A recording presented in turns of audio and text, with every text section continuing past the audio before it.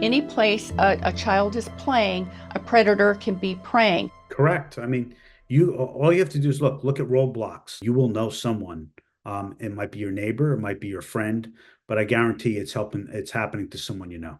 The piece of advice that we give to parents is to teach your children that they cannot recognize a disguised predator. A predator can pretend to be anyone. Grooming is a process where an individual or even a group will use manipulation tactics to exploit the child. And it usually involves building a relationship with them, much like we already build relationships with our children. And so it can start these days, we see it on a gaming app.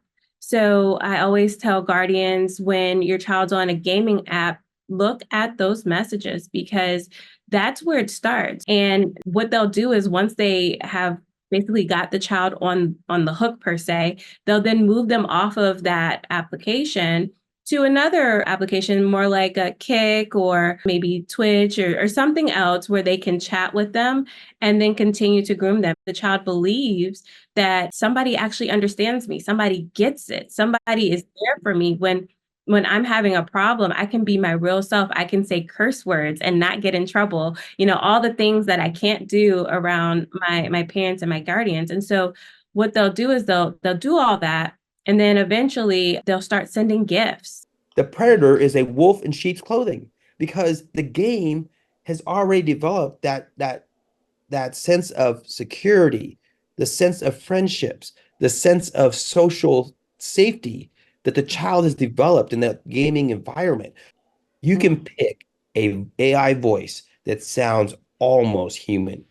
It's Wow. amazing. You can make that voice childlike, adult-like, old-like, British-like, Indian-like, whatever. And so a predator who is now communicating with that child can use voices that are appealing to that child.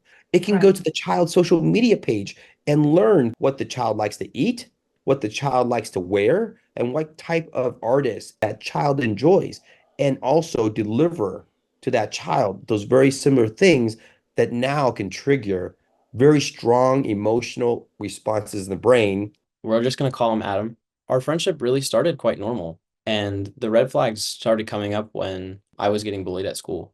I was really having a hard time making friends. So he kind of found his way into that conversation and he really exploited it. So he started sending me pornographic content.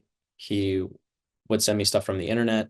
And at first I was like, okay, yeah, like he wants to see the best for me. I had very limited friends at the time. I was isolating a lot. I spent a lot of time on games and I kind of was slowly severing my relationship with my family, especially as my friend Adam was drawing me in. I would wake up in the morning and play games and go to school and come home and play games and watch porn and play games and like that was my life.